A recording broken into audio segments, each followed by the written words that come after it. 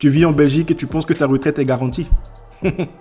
Détrompe-toi. Figure-toi que depuis 2025, une nouvelle réforme initiée par le gouvernement Arizona bouleverse tout. Il s'agit de la réforme des pensions de retraite. Le pire, c'est que ce sont les femmes, les personnes malades et les carrières non linéaires qui en paieront le prix fort. Aujourd'hui, je t'explique comment et pourquoi le malus pension risque d'affecter beaucoup de vies en Belgique. Petit spoiler, même après 42 ans de carrière, tu pourrais être pénalisé par le malus pension. Déjà depuis 2025, l'âge de la pension est passé de 65 à 66 ans. Et en 2030, il passera à 67 ans. Et ce n'était que ça. Mais ce n'est pas tout.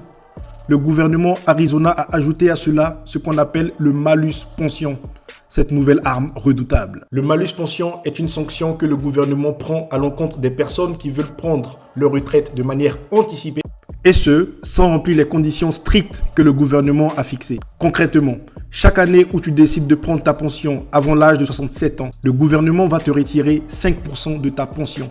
Oui, 5% par année.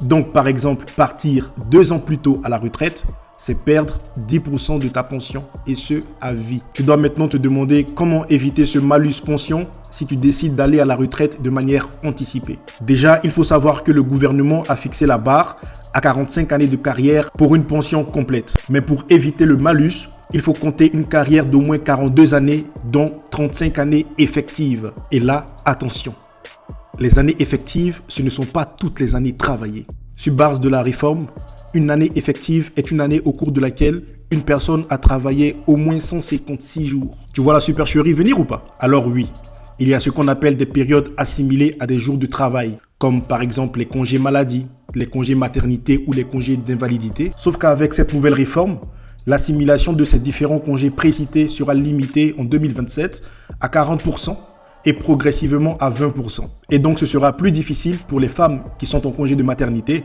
ou les personnes très souvent malades de pouvoir atteindre ce nombre de 156 jours de travail presté. Et la conséquence, si tu n'as pas atteint ces 156 jours de travail presté, on considère tout simplement que c'est une année au cours de laquelle tu n'as pas travaillé. Et donc ce ne sera pas considéré comme une année effective. Et pourtant tu as cotisé. Tu as payé tes impôts, tu as payé les cotisations sociales. Imaginons une femme ayant pris plusieurs congés parentaux au cours de sa carrière pour pouvoir s'occuper de ses enfants. Ou encore le cas d'une personne qui a pris un créditant afin de pouvoir s'occuper d'un enfant handicapé. Ou le cas d'une personne qui a travaillé une grande partie de sa carrière à mi-temps. Et bien malgré le fait que ces personnes auront cotisé toute leur vie, il leur serait quasiment impossible de pouvoir prendre leur retraite de manière anticipée sans pour autant avoir un malus. Cela augmente donc les chances que 2 personnes avec des carrières quasi identiques se retrouvent en fin de carrière avec plusieurs centaines d'euros d'écart par mois. Alors pose-toi la question, est-ce vraiment une réforme des pensions ou une réforme contre les plus fragiles? N'hésite pas à me donner ton avis en commentaire, malus ou injustice, et abonne-toi pour ne pas rater les prochains décryptages.